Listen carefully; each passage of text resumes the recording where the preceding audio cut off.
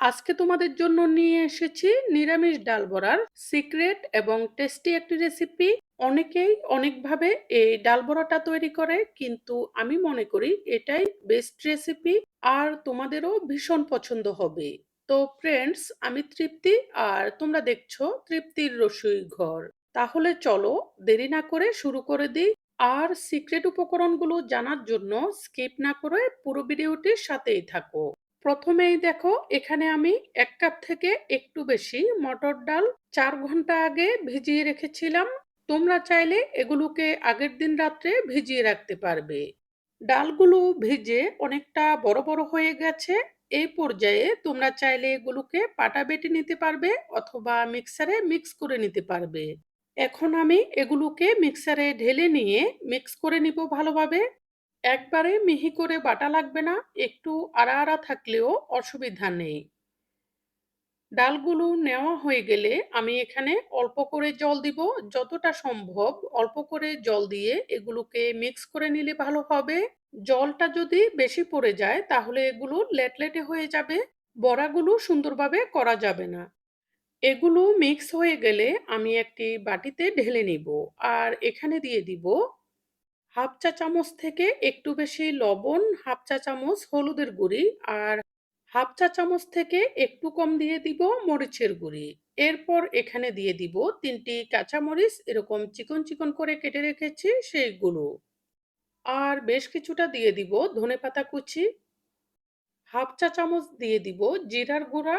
আর half চা চামচ থেকে একটু কম দিয়ে দিব আদা বাটা। আর সবশেষে দিয়ে দিব একটি সিক্রেট উপকরণ, যেটা অনেকে জানেই না, সেটা হচ্ছে চিনি। এখানে আমি 1 চা চামচ থেকে একটু কম চিনি দিয়েছি। এই চিনিটা দিলেই ডাল বড়ার স্বাদটা পরিপূর্ণতা পাবে। এখন আমি একটি চামচ দিয়ে এগুলোকে নেড়ে নেড়ে ভালোভাবে মিশিয়ে নিব। সবচেয়ে ভালো হয় হাত দিয়ে মাখিয়ে নিলে আর একটু ভালোভাবে ফেটিয়ে নিলে। এতে করে ডাল বড়াগুলো ফুসফুসে হবে। এখানে কিছুটা মাখিয়ে নেওয়ার পর আমি হাফ চা চামচ মতো কালো জিরে দিয়ে দিয়েছি। এরপর এগুলোকে নেড়ে মিশিয়ে দিয়ে চামচ দিয়ে যতটা সম্ভব এগুলোকে ফেটিয়ে নিব।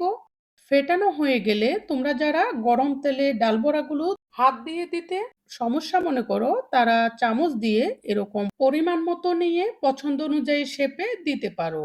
এখন এগুলোকে সাইডে রেখে দিয়ে চুলায় ফ্রাই প্যানে তেল গরম হতে বসিয়ে দিয়েছি। তেলগুলো পর্যাপ্ত গরম হয়ে গেছে। এখন আমি চুলার আগুনটি কমিয়ে ডিমের থেকে একটু বেশি দিয়ে হাত দিয়ে ডাল বড়াগুলোকে পছন্দ অনুযায়ী শেপে একটি একটি করে বসিয়ে দিব।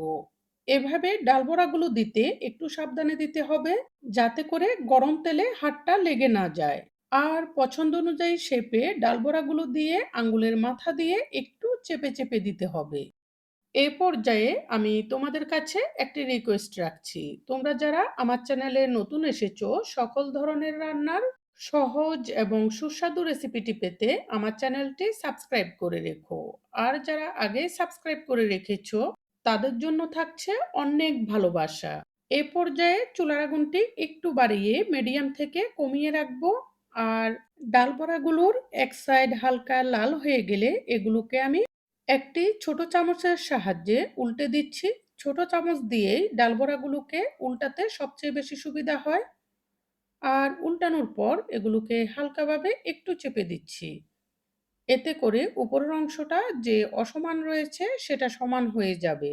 আবার খুব বেশি চাপা যাবে না, না হলে এগুলো টাইট হয়ে একটু শক্ত শক্ত মতো হয়ে যাবে। একটু আলতো হাতে চেপে দিলেই হবে।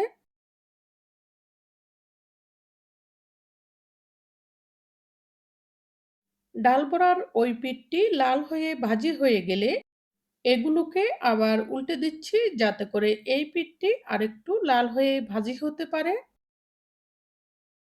ভাজি হয়ে গেলে এ পর্যায়ে আমি এগুলোকে একটি বাটিতে নিয়ে নিব।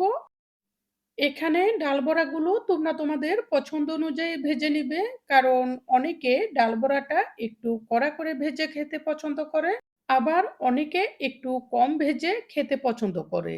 সেজন্য যার যেমন পছন্দ সে অনুযায়ী ভেজে এগুলোকে নামিয়ে নিবে। আর এগুলোকে নামিয়ে নেওয়ার পর আমি এখানে আবার ডাল বড়া দিয়ে তোমাদেরকে দেখিয়ে দিব আর বাকি ডাল বড়াগুলোকেও একই প্রসেসে ভেজে নামিয়ে নিব। আমি তোমাদেরকে বলবো একবার শুধু নিরামিষ ডাল বড়া এই রেসিপিতে করে দেখো। এর স্বাদ এবং স্মেলটাই হয় অন্যরকম। ডাল বড়াগুলো বানিয়ে কড়াই থেকে নামানো মাত্রই সবাই হাতে হাতে নিয়ে খেয়ে ফেলবে। এতটা মজার হয় এগুলো খেতে। আশা করছি তোমরা খেলেও এটা অনেক পছন্দ করবে। যদি রেসিপিটা পছন্দ হয়ে থাকে অবশ্যই লাইক, কমেন্ট এবং সাবস্ক্রাইব করতে ভুলবে না আরো নতুন নতুন রেসিপি উপহার পাওয়ার জন্য। এই বলে আজকের মতো এখানেই বিদায় নিচ্ছি। পরবর্তীতে চলে আসব আরো অনেক সুন্দর সুন্দর রেসিপি নিয়ে। সেই পর্যন্ত সবাই ভালো থেকো।